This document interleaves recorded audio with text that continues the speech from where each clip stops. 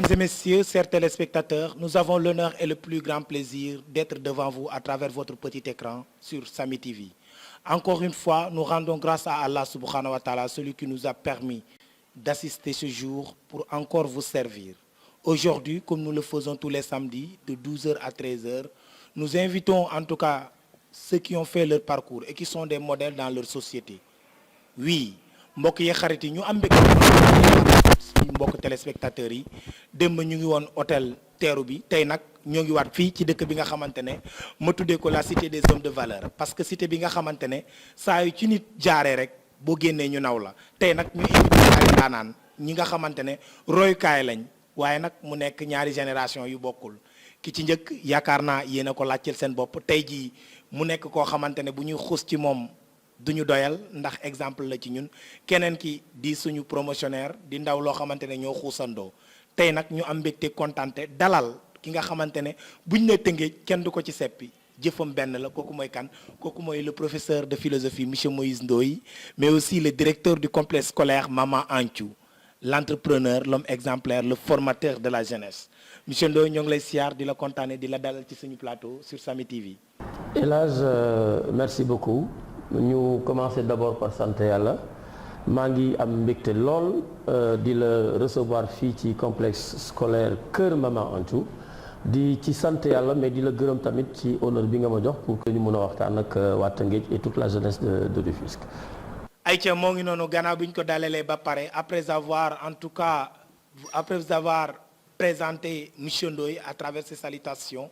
Nous allons donner la parole à un jeune, oui, une référence pour la jeunesse rufisquoise. Il est là devant moi, je n'ai même pas besoin de parler de lui. Avec un parcours exceptionnel malgré son âge. Mesdames et messieurs, aujourd'hui vous aurez à découvrir, à apprendre, mais aussi, je vous l'ai dit tantôt, l'émission Le Leadership. Nous invitons toujours des références. Il se nomme tout simplement Papa Traoré. Papa ñoo ngi lay kontaane tey jii nga jàkkaarloog waa Tëngéej ñu dalal la ci Sami TV.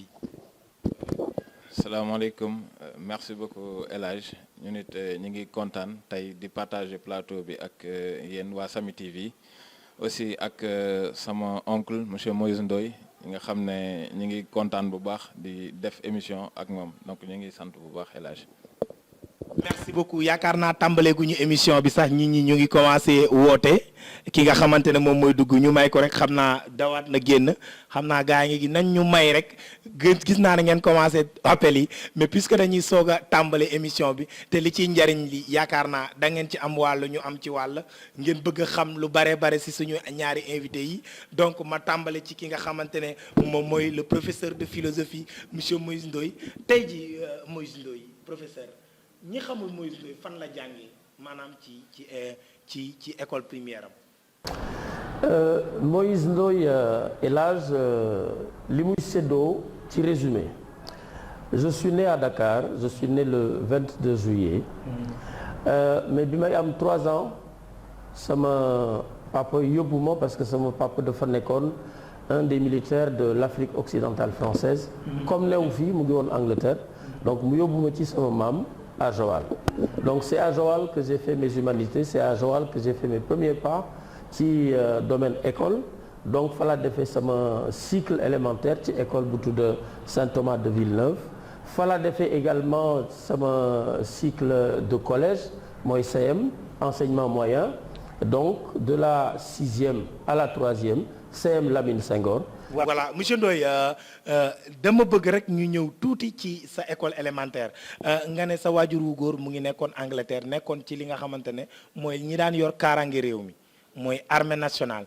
tey jii nga nekk koo xamante ne dafa sori woon waajuram wu góor ngay jàngee nekk ci sa wetu maam jamono jooju noonu ndax mën nga ñu rappeler tuuti ci sa histoire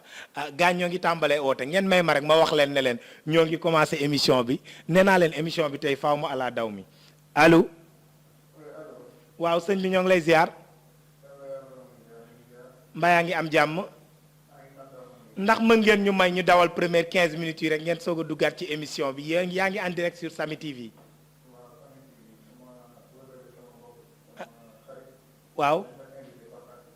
ndax mën nga ñu rappeler dans 15 minutes rek incha allah bañ leen a neenal merci beaucoup à tout à l'heure Voilà, c'est toujours dans le cadre de faire plaisir à nos auditeurs mais aussi ñu jéggal ñu rek monsieur Ndoye tey jii dañoo bëgg rek nga rappeler ñu ci li nga xamante ne moom mooy sa élémentaire loin de ton papa. damay bëgg aussi commencer d'abord par préciser que lépp lu ñu fi wax El Hadj du doon pour tiitaru dafa doon loo xam ne rek dañu jàpp ne c'est la réalité de l'histoire te peut-être liñ ciy génne ci lu baax mën na tey influencer ñi nga xam ne ñooy suñuy doom suñuy rakk suñuy jarbaat yi nekk ci école di jàng c'est vrai que pa bi sori woon na d'accord mais xam nga boo nekkee ak sa maam comme ni ñu koy tàmm di waxee lu bari da nga koy fàtte parce que nee nañu maam dafa yàq sët mais li ci nekk ci liy dëgg mooy que man sama papa dafa yàgg toog ci sama wet di ma wax ne ma àdduna soo amul xam-xam mun doo ma sa doo mën a doon kilifa donc daf ma daan wax bu ñu bokkee toog le soir mu ne ma aime les études parce que dina tax ba foo toog boo waxee la ngay wax kenn du ko dindi parce que ci ay téere nga ko tënkee donc dama am waajur boo xam ne bu góor daf ma yàgg tàggat ci bëgg li ñuy tuddee culture donc motivé ma te moom jaar-jaaram foofu biir Joal toujours ñi ma daan jàngal dañ ma daan wax ne ma yow sa papa mënuloo ko dab donc pour man c'était toujours une motivation pour dire aux gens wax leen ne leen lii ngeen di wax nii dégg naa ko waaye sama papa naa fexe nu ma ko dabee c'est ce qui fait que sama cycle élémentaire ma sant ci yàlla très franchement nekk naa ci CI ba ni may génne CM2 mosuma génn les 5 premiers dama ko waxee noonu rek pour un peu plus de modestie mais je peux dire que je ne suis jamais sorti des 3 premiers. merci beaucoup ñoo déggandoo déjà cursus am CI ba CM2 ma ñëw ci si nga xamante ne mooy suñu ñaareelu invité bi muy Papa Traoré di doomi Tëngéej it nekk fii ci Tëngéej ñu laaj ko rek ci ñi ko xamul te bëgg a xam Papa Traoré lan mooy jaar-jaaram fan la jàngee monsieur Traoré ñoo ngi lay nuyu di la sant di la dalal monsieur Traoré fan nga jàngee yow. En tant que Rufisquois. waaw El Hadj donc nañuy sawar di répondre ci sa question donc man maa ngi juddu déjà à Dakar hôpital principal donc Tëngéej laa commencé sama cursus scolaire maternelle primaire Immaculée Conception laa ko defee ba 2000 bi sama papa di décédé j'avais 9 ans ci laa génn Immaculée pour ñëw école Camp Marchand là où ma maman servait. donc foofu laa eggalee sama primaire CM1 CM2 def sama entrée en 6e foofu après ñu orienté ma Momar Sène Wali donc. da nga ñëw ci li nga xamante ne mooy sa école primaire donc école primaire boobu noonu lan moo la motivé tey ba nga am sa entrée en 6e yan difficulté nga fa jotoon a rencontré. waaw mën naa ne peut-être bu ma amee difficulté bi ma rencontré rek mooy sama décès papam parce que xawoon na ma affecté. parce que boo doonee xale chaque jour sa papa à 8 heures mu pointé wu gaare otom nga dugg si dem jàngi nga xëy un bon jour heure boobu jot gisatoo ko day xaw a metti day xaw a tiis looloo tax sama yaay mu xam cofeel boobu mu amoon sama papa ak yëg-yëg boobu mu jëlee ma Immaculée indi ma ci wetam école Camp Marchand foofu nga xam ne foofu la doon jàngalee donc mën ne fa ñafe rek comme nag ñëpp sa yaay tey bu doonee jàngalekat nga nekk ak moom ci biir école ku nekk xam na ne jàmm doo ko am. waaw parce que professeur yëpp ñooy doon sa yaay professeur yëpp ñooy doon sa papa donc j'étais obligé toujours may am ay notes yu baax donc sama yaay bët bi may xoolee may dox ci loolu. d'accord merci beaucoup gannaaw bi mu ñàkkee waajuram bu góor comme ni ñu koy waxee mu nekkoon ay moment yu difficile yaayam indiwaat ko li nga xamante ne moom la ñu jublu rek ci li nga xamante ne mooy jaar-jaaru ñi nga xamante ne ñoom la ñu dalal. C'est juste pour montrer à la jeunesse d'aujourd'hui que malgré les difficultés, malgré les obstacles, il faut toujours se battre. Parce que, quoi que l'on puisse dire, quelle que soit la difficulté qu'on ressent ou bien qu'on est en train de vivre, il faut que l'on sache que dans un passé, il y a des gens qui ont vécu pire et qui se sont soulevés à travers leur abnégation, comme le dit le professeur de philosophie, M. Moïse Ndoye, à travers leur courage, à travers leur détermination pour se relever. Donc ci contexte boobu ak objectif boobu la ñu amoon pour partager waaye ñu continuer toujours laajaat ki nga xamante ne mooy le professeur Moïse Ndoye monsieur Ndoye tey jii nan nga def tey jii ba am sa bi nga amee sa entrée en sixième ban école nga njëkk a dem privé la wala public. Parce que je dois d'abord souligner que bu fekkee ne dem naa ci école privée loolu c'est parce que ña nekkoon ci école privée samay xaritu papa la ñu woon. Ça ne voulait pas dire que école publique yi amuñu woon benn impact ci société bi parce que maître yu mën jàngale ñoo ci daan nekk.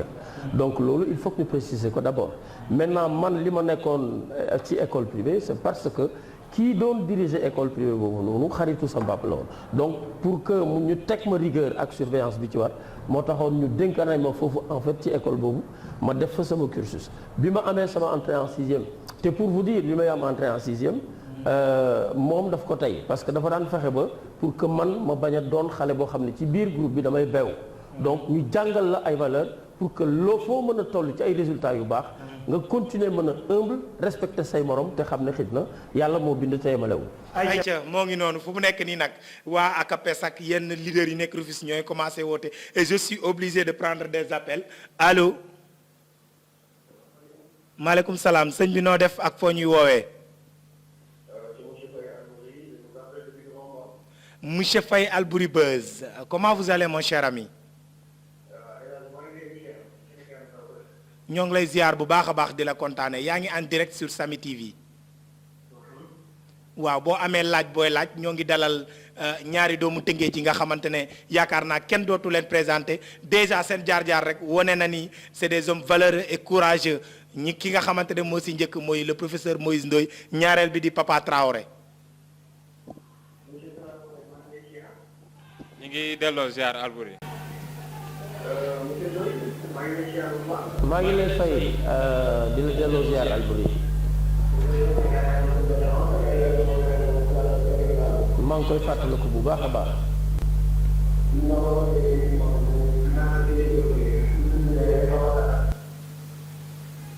wa.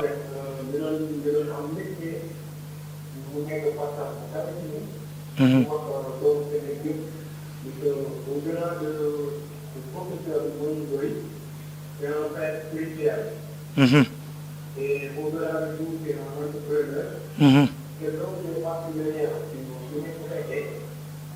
au-delà de tout, que donc, il y a un mentalité, ça va pas sur la culture de l'excellence. Je vais faire un peu au maximum pour puisque quand nous jeu, nous sommes là, il faut qu'on y passe, compétitif comme il paraît. Parce que nous vivons dans un monde où il ne suffit plus d'être bien, il suffit d'être très bien. Tout le monde va avoir le fac, tout le monde va avoir le master, tout le monde va avoir un médical, tout le monde va avoir des parts sociales. Avec le mec, tout le monde va avoir un lieu. Bon, vous pouvez le faire avec papa. Moi, je suis des interventions de donc qui initiative de l'homme. te muy dëgg. C'est préféré tout ci dara. Ndax bu fekkee tamit def nañu wax je pense. waaw loolu ay nu mën a taxaw di naan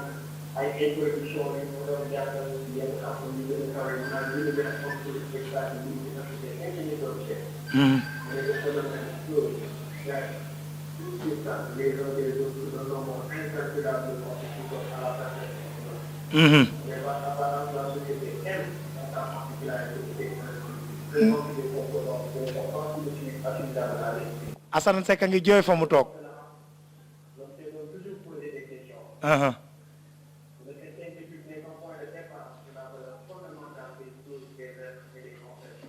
ay waay li duut si nag wi xajul ci cin li.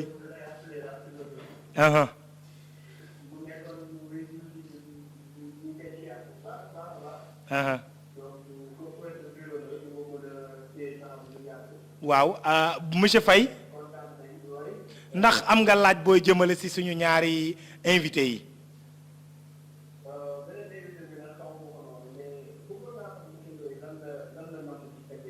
waaw.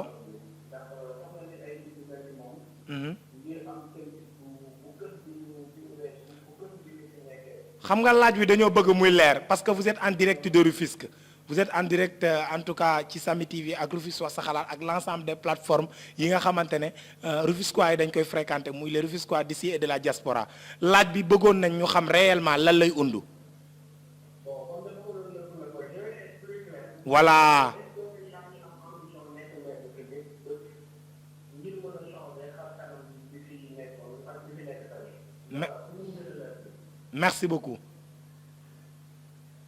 merci beaucoup monsieur Faye kontaan nañ bu baax a baax dalal la sur Samy TV monsieur Ndoye ñu ñëwaat xam naa laaj yi dinañ ci ñëw beneen bi mooy dañu toll woon ci bi nga amee entrée en sixième ba dem ba dem école CM.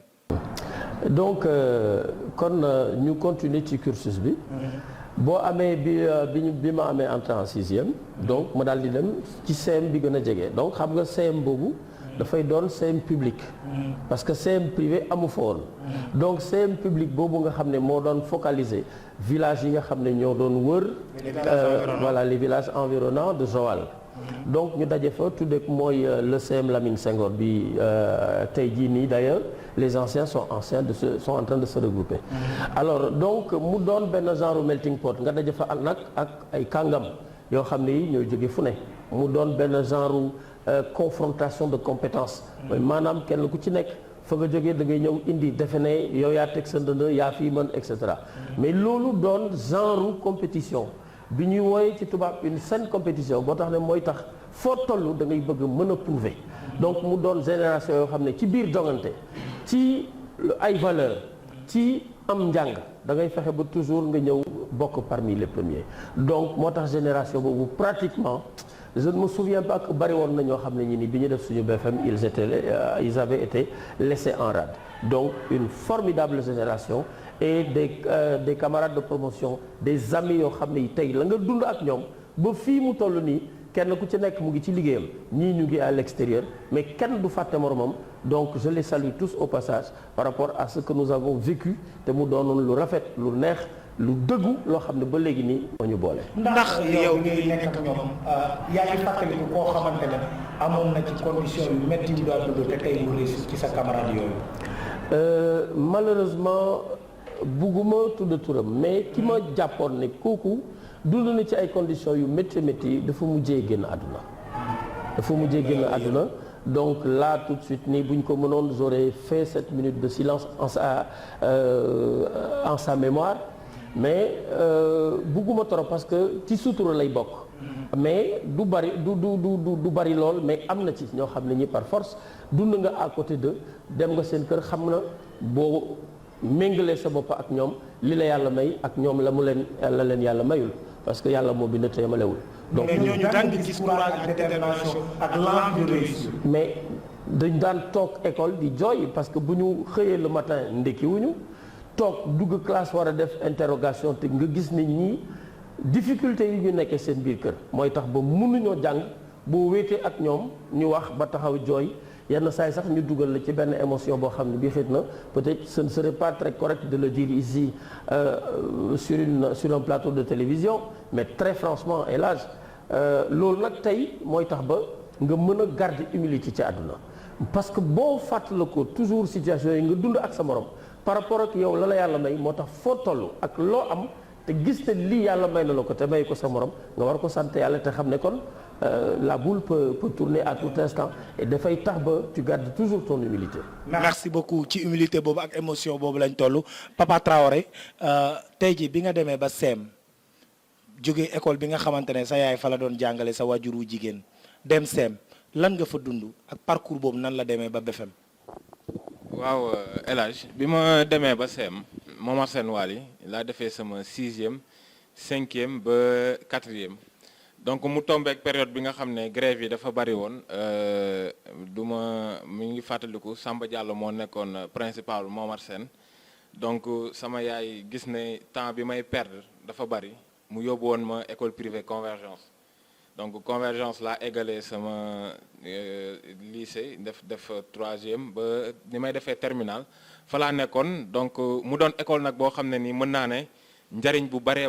laa fa jëlee donc maa ngi remercier monsieur Diop Omar Fouti de passage ki nekkoon suñu directeur école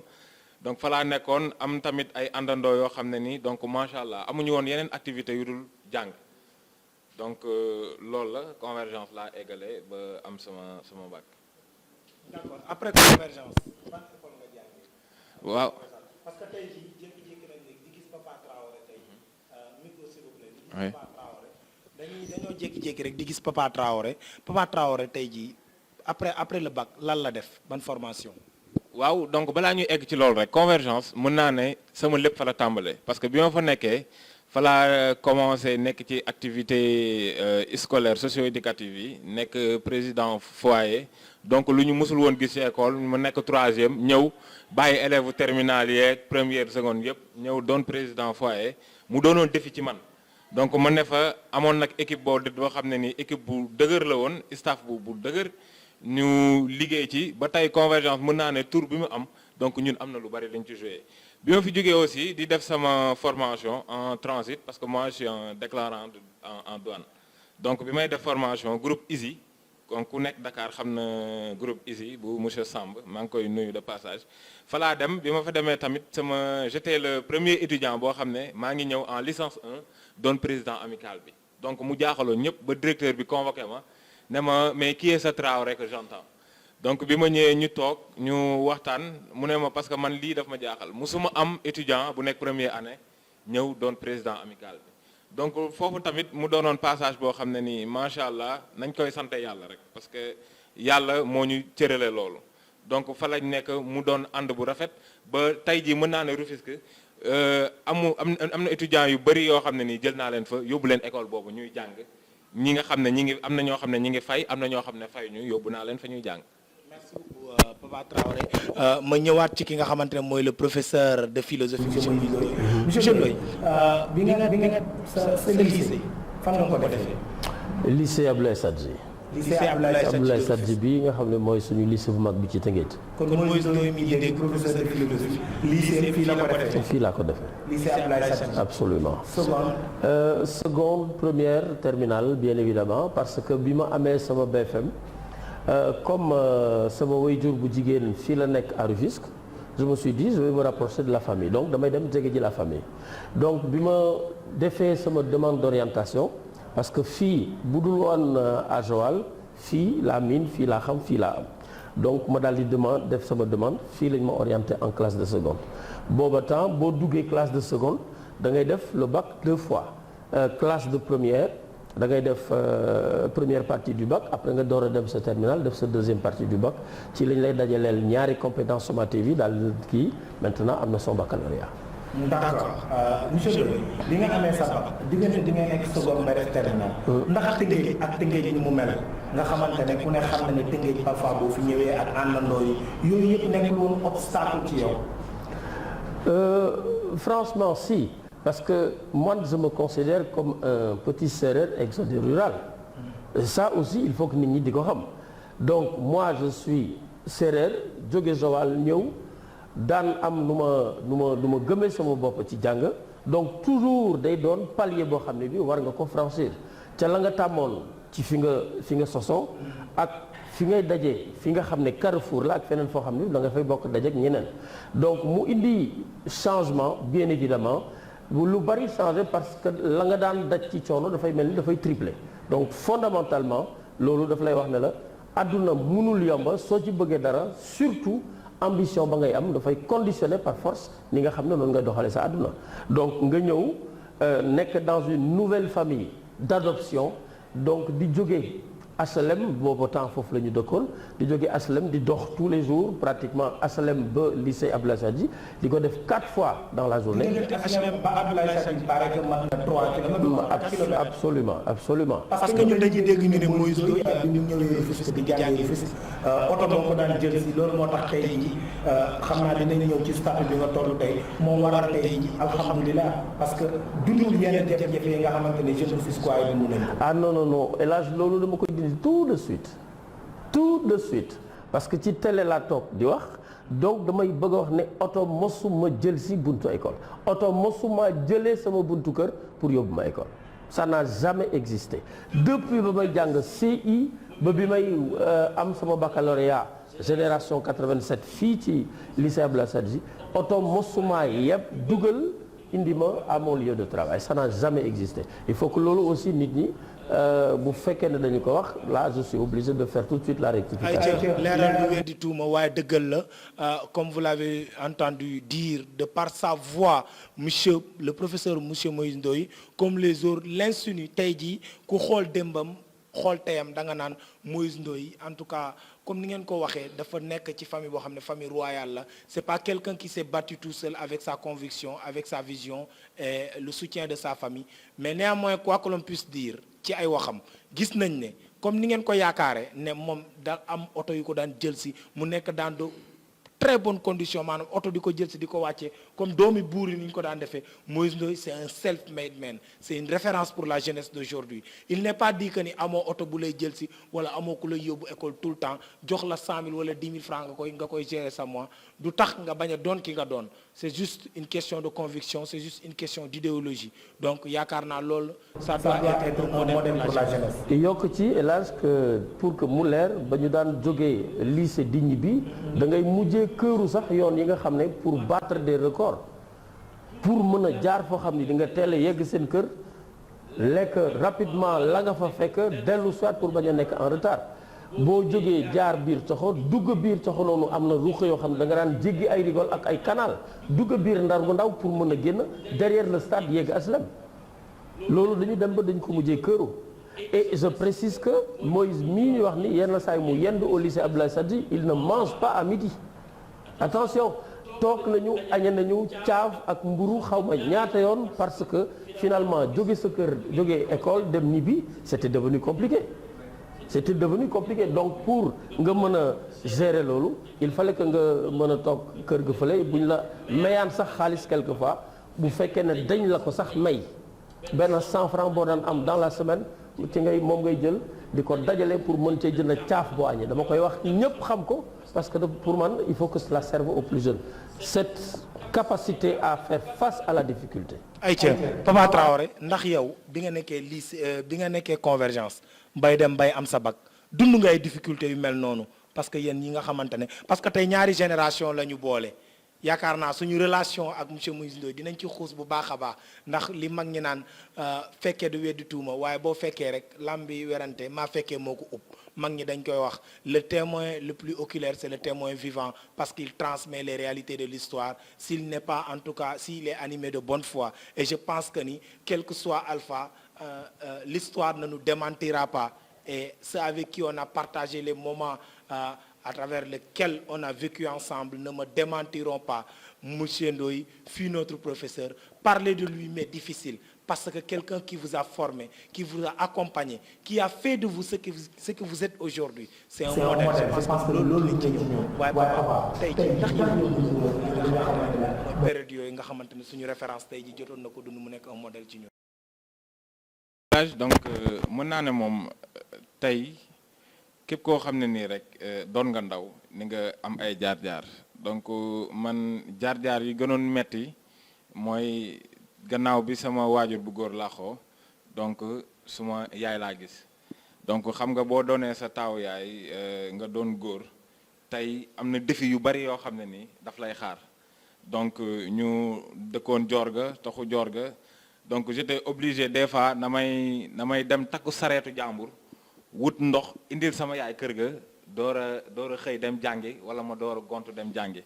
donc loolu moo nekkoon jaar-jaar mais nañ ko doon def ak xol bu sedd wala nga xëy nettoyer kër gi ba mu set door a xëy jàngi donc boo wàccee xam nga lekk li nga war a lekk demaat gontu donc am nañ fu ñu jaar mais nañuy sant yàlla bu baax a baax a baax a baax. donc papa tey jii ci jaar-jaar yooyu noonu dafa nekkoon source de motivation. wala lan moo nekkoon lan moo la inspiré woon ba tey ji nga tenir ba tey fi nga nekk nii. waaw donc source de motivation la rek parce que boo nekkee ak say mën naa ne nga nekk ak say nawle donc tey doo bëgg fu ñu leen di tuddee ci lu baax yow duñ la fa tudd surtout nag boo amee une maman boo xam ne nii c'est une maman exemplaire tey mu nekkoon ci milieu boo xam ne nii ñëpp a ko naw ñëpp a ko respecté donc man défi boobu la amoon tey buñ ma dégg ci loo xam ne nii su ma yaay bu ma xoolee dina ma mere wala mu am gàcce ci man. donc loolu toujours moo ma doon motiver ba ma gëm ne ni ak nu mu mënti méttee rek war naa mën a jéngu génn ci comme ñëpp. merci beaucoup ñoo ko déggandoo ndax nee naa leen chaque génération a une mission il se doit de l'accomplir ou de la trahir mais comme disait l'autre Malraux la chose la plus importante à un certain moment de la vie c'est d'avoir une référence pour ne pas dire un miroir un guide et la jeunesse rufisquoise aujourd'hui a besoin, oui, de ces personnes de référence tey jii am na ñoo xamante ne jaaxle nañ xamatuñ fu ñu jëm ci ay ndaw moo xam ñi sàkku xam-xam moo am ñi am xam-xam ba pare te amuñu fu ñu liggéey tey nag gis ngeen jaar-jaar yi lii mooy njariñ wi pour won leen ni àdduna am na foo xamante ne boo fa tolloo da ngay takku gëm sa bopp Moïse Ndoye daan nañu wax naan dans la vie on ne peut que compter sur soi pour réussir compter sur soi c'est la motivation à soi c'est la détermination Assane Seck ne me démentira pas mon jumeau mon fidèle compagnon loolu nag mooy Sénégal ndaw ñi dañu war a ut référence je ne suis pas un donneur de leçons mais je ne fais que témoigner les moments de mes vécus quotidiens à travers lesquels j'ai partagé avec en tout cas les jeunes de ma génération monsieur Ndoye lan nga gën a dund ci université Cheikh Anta Diop. li ma gën a dund ci université Cheikh Anta Diop tey je vais partager un secret avec beaucoup de jeunes du ma wax la nga xam ne moo fa positif dinañ ci mujjee mais damay jiite ci lii négatif parce que loolu mooy doole bi ci jiitu. mooy dama jógee lycée Abdoulaye Sadji nous étions de grands sportifs nous avions une équipe formidable donc ñi may déglu j'étais le gardien de but de l'équipe du lycée Abdoulaye Sadji on a partagé des choses exceptionnelles moment terrain football fii ci biir Tëngéej ak li fi nekkoon ci ay compétences et tout c'était extraordinaire donc en dehors des classes donc on partageait le plateau du terrain daan fa jongante on a des amis yoo xam ne ba léegi nii ñu ngi déggante ci mbiru football bi ma demee université alors j'avais continué à me laisser aller à ce football là parce que université dem nga fa haut la main en remportant ici quelque part des challenges ci sa digganteeg say morom ci terminal nga yegg université donc je me suis laissé aller à ce sport là et j'ai dit sama premier examen dama ko raté sama premier examen booba temps fort heureusement dañu nekkoon ci di def 2 sessions donc nit ñi nañuy comprendre ne fakkatalu dafa bokk ci àdduna fakastalu comme on peut le dire donc dafa bokk ci àdduna nga fakastalu mais toujours savoir se relever il n'est pas interdit de tomber c'est dans la nature humaine que de faillir mais le problème est que après avoir failli qu'est-ce qu'on doit faire est-ce qu'on doit rester à terre ou justement comprendre que l'essence de la vie c'est de se reprendre et de rebondir donc ma def sama première année topp équipe université bi ba ma def sama session de juillet mosuma raté examen ci sama àdduna dem pour la première fois j'ai raté cet examen là et ça a été le déclic hélas par rapport à tout ce que j'ai connu ba may génn université tey am diplôme yi tax ma mën a ne man je suis professeur de philosophie donc mooy la première chose qui m'a marqué ça c'est li parce que affaire honneur la daan doon naka nga daan def ba loo dugg rek mën ci génn ak la plus éclatante des victoires donc heureusement ma am deuxième chance daal di dem à la session d'octobre ci laa mën a jàlle pour dem deuxième année alors ça c'est la première expérience malheureuse mais deuxième expérience bi ma fa gën a neex ci sama parcours c'est sama compagnonnage ak mon ami et frère Talla Sylla Talla maak moom dañu bokkoon nekk département Talla Sylla le maire de Thiès. Talla Sylla le maire de Thiès. Aïcha tegal foofu sa baaraam monsieur Ndoye. Nous rappelons à nos très chers internautes que vous êtes en direct sur Samy TV. Vous pouvez participer à l'émission au 77 591 66 69 mbokk yi xarit yi gis ngeen ko ñoo ngi dalal ñaari ndaanaan Papa Traoré nag lu bare li nga xamante ne waa Tëngéej laaj nañ ma ko jëmale ko ci yow tey jii dinaa la ko laaj professeur Moïse Ndoye aussi tamit gis ngeen ba mu tàmbalee ak fa mu xuus ce qui est important dans la vie wax na ko nee na c'est dans l'ordre normal de la nature des choses que parfois ngay fakkastalu di daanu waaye ce qui est anormal en tout cas c'est de coucher là où on est tombé mais il faut savoir se relever quand on est tombé et de continuer le chemin surtout dans la vie parce que àdduna am na foo xamante ne tolof-tolof dalay forger tolof-tolof dalay former vous êtes en direct sur Samy TV à travers notre page Facebook à travers les pages Facebook Rufisque Wax Sa Xalaat Thé de Rio et consorts monsieur Ndoye tey yaa ngi toll ci sa compagnonnage ak Talla Sylla donc balaa maa ñëw foofu noonu damay delluwaat ci ndaw parce que nee naa leen moom nee na honneur la ci moom mu jàkkaarloog Moïse Ndoye parce que am nañ passé te dina ñëw ci passé boobu noonu monsieur Traoré tey jii après sa formation lan nga dund ci lu metti ci bi ngay jàng ci école de formation boobu noonu tey jii ba nga nekkee déclarant en douane. waaw sama formation rek xam nga école bi ma nekkoon Subtech mi ngi nekkoon wetu police jëppal donc man maa ngi dëkkoon HLM Grand Yoff donc soriwul woon noonu mais chaque jour da nga doon dox dem jàngi ñëw xam nga nekkoo ak say parents donc école bi nga nekk mën naa ne yow rek yaa fa jógee Rufisque ñëw nekk fa ñi nga xam ne ni ay doomu borom barke lañu woon ñoo fa nekk ñoo xam ne soit nañuy ñëw gaare seen oto ñëw jàng si wala seeni waajur indi leen ñu kii bokkul nag yow mi nga xam ne yaa jógee Rufisque ñu naan la booy lébu nga gëm sa bopp dara boo ñëwee na ngay imposé wu rek waaw wan la leen affaire yi kenn moomu ko donc man loolu laa mës a gëm te ci loolu laa nekk nii tey ba yàlla di def lu muy def xam nga boo amee référence rek mooy li may wax di kontaan di bokk plateau bi ak tonton Moïse moom c'est mon oncle parce que depuis enfance la muy. waaw yaa ngi en direct sur l'émission le leadership sur Samy TV tey ñoo ngi dalal le professeur Moïse Ndoye ak Papa Traoré ndax am nga laaj bu jëm ci loolu foo ñu nu tur bi naka la ak foo ñuy woowee.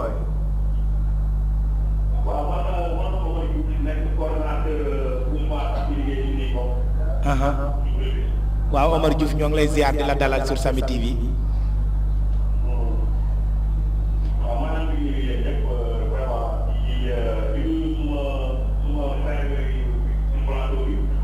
ñoo ngi lay fay.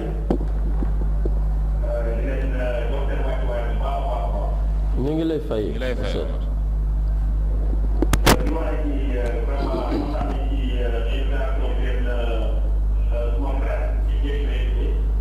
jërëjëf.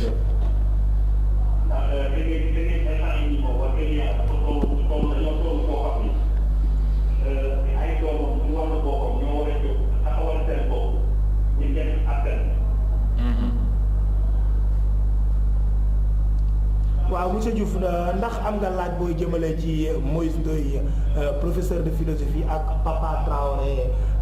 collaborateur du ministre chargé des affaires religieuses. bul di fàtte micro. waaw man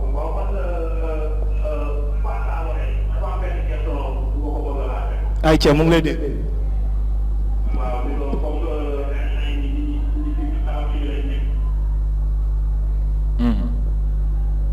ndax gars yi jël nañu seen matuwaay affaire jumaa yi nga xam ni tey jii fra doomu aadama yi askan bi war a daje ak mbas li nga xam ni lay nekk nii nga xam ni wax dëgg yàlla fi ñuy def ay lu am solo ci tout le monde sax laay wax léegi waroon laaj ko est-ce que pas ni jël leen seen matuwaay pour nit ñi respecté distance ak respecté aussi mbas li nga xam ne tey jii moom leen war a ak pour ci biir seen mesure de sécurité ci jumaa yi ak nga xam ni mooy wala ñu war a jëlee ko ci kaw. d'accord beneen laaj bi boo jëmale ci monsieur Ndoye. waaw léegi dama Papa répondre maa ngi dégg. waaw ma ne beneen ndax amoo beneen laaj jëmale ko ci monsieur Ndoye monsieur Moïse Ndoye. waaw monsieur Ndoye moom xam naa ci dara rek ba nga déglu quoi. incha allahu rabbi. ayca ñoo ko déggandoo xam naa dinañ ñëw ci tontu yi bu soobee yàlla ñuy rappelé waat ki nga xamante ne moom mooy suñu mbokk internet yi vous êtes en direct sur Samy TV monsieur Ndoye papa dafa ne ndaw yow yaay référence am tey ji nga nekk référence ndaw ñu bari xam naa dinañ ñëwaat ci yenn ponk yi waa Tëngéej ñu ngi ma ciy xaar tey ji loolu lan lay représenté ci yow. xam nga papa dafa yaru rek te yar bi muy am dafay doon en fait li yaayam def ci moom ma wax tuuti ci yaayam parce que yaayam man pour man c'est une du ma ko tuddee grande sœur. moi je vais l'appeler ma doon mag ou ma ñàkk a doon mag je pense que loolu humilité rek lay doon ci kanamam. c'est une mère consolatrice d'abord avant d'être une accompagnatrice par rapport ak la ngeen bokk ci jaar-jaar. ci yaayam su ma toogee fii di ko wax émission bi dafay jeex moom ci boppam bu ko déggee xam naa ne dina rey après. donc d'abord par rapport ak li yaayam doon ci koo xam ne kii ñefe na àddunaam ba représenter ce qu'elle a représenté et ce qu'elle représente toujours ci biir Tëngéej mu juddu am yar su fekkee ne man def na ma un modèle c'est parce que rek quelque part li may wax ci humilité bi nga xam ne dafa baax ci ndaw yi topp ci suñu ginnaaw ñu war ko mën a am. am na ñu ñëwaat encore ci ligne bi monsieur Ndoye yéen la ñu invité allo oui sëñ bi ñoo ngi lay ziar foo ñuy woowee tur beeg naka la. aha kooku waaw ça va Mouhamed Lamine Ciss ancien acapien. aha vous êtes en direct sur Samy TV. oh daw na génn donc ñoo ngi koy kontaanee bu baax a baax Mouhamed Lamine Ciss certainement dafa bëggoon wax ci ki nga xamante ne mooy le professeur Moïse Ndoye di ancien élève am tey jii moom it muy continuer en tout cas ses œuvres ci beneen domaine monsieur Ndoye ñu ñëwaat ci fi nga toll woon sànq. donc su papa tolloo fi mu tollu àdduna ubbil ko bunt. d'abord conseil bi ma ko jox mooy beaucoup de prudence et d'humilité. mën a déglu comme nii nga xam ne noonu la koy defee. mu nekk nii te tey te aussi am prudence par rapport à la vie qu'il appelle. mais man su ma jëlee def ma une référence. daf may ñaax rek. man duma bokk ma ci ñi nga xam ne bu ñu leen falee ñu jàpp ne àdduna ubbeeku na wala mën nañoo teggi ndënd. bu la nit falee au contraire dugal na la. parce que foo war a mën a toll ci kanamam il faut nga jëm a seet nooy def pour que la tax ba mu jël la def la une référence nga mën ko mériter. pour mën a incarner valeur d'abnégation valeur morale valeur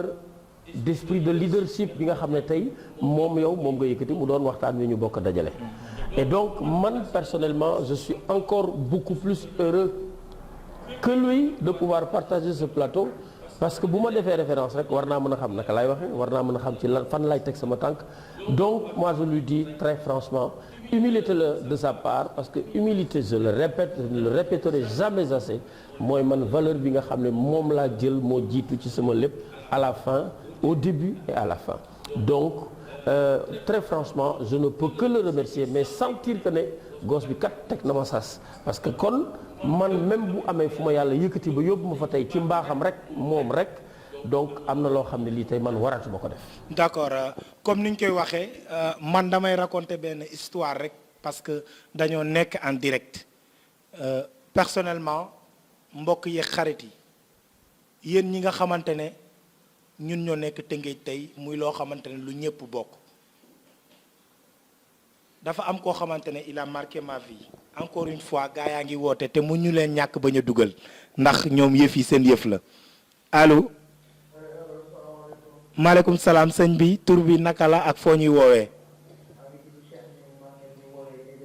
Cheikh Ñing ñoo ngi lay ziar di la dalal en direct sur Samy TV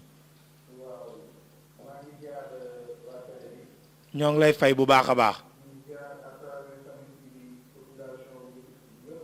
merci beaucoup kon waa Guédiawaye sax bokk ñu Tëngéej mais dañuy suivre Samy TV.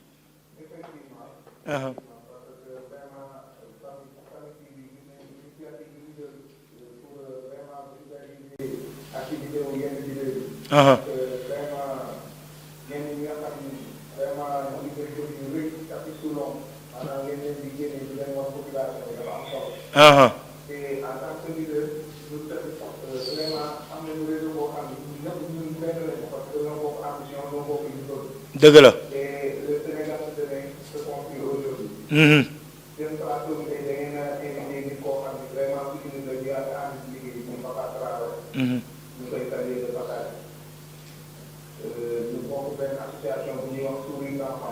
association boo xam ne vraiment association caritative la. président bi di tey Africa lu Sénégal. ñu def depuis yàlla 4 ans ay activités yu bëri. yoo xam ni suñu social. ak domaine yu bari. et au-delà de loolu moom moo koy suivre au niveau de l'UE muy def vraiment activité yu am solo engagé ko ci jeunesse bi. te mu mel ni ñu mel noonu vraiment dañoo war a dañ leen a war a nekk def leen ay liggéey. parce que suñu toll suñu ndaw yi ci Sénégal dañoo soxla wax nga dëgg moom sax am na ko ndax nee na ki mu toogal ni ci plateau bi muy Moïse Ndoye le professeur de philosophie mooy référence am. vraiment ñu koy saluer effectivement parce que jamono bi dañoo nekk jamono yoo xam ne. nekkatul jamono tâtonnement. nekk jamono yoo xam ne nit ki li muy def dafa war a nekk gëm-gëm ci moom. war a nekk loo xam ni vraiment day nekk loo xam ni maanaam ñu mën a servir d'exemple. mu nekk loo xam ni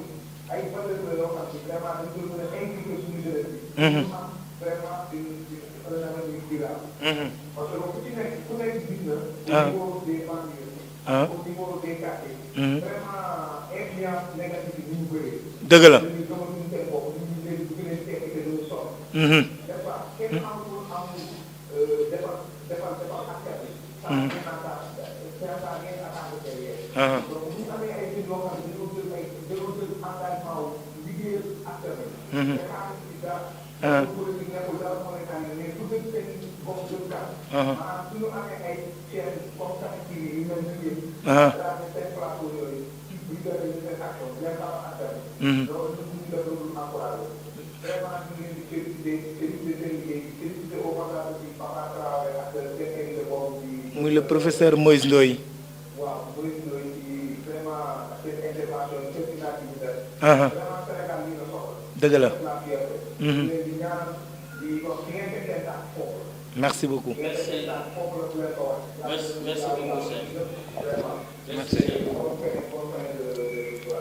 merci beaucoup cher merci.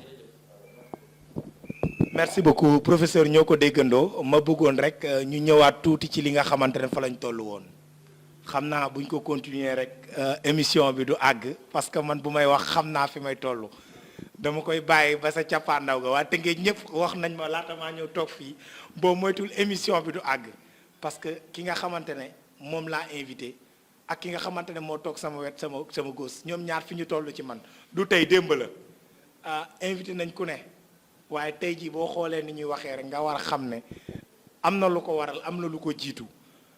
beneen bi ci tegu professeur gannaaw bi nga waxee sa jaar-jaar académique ak universitaire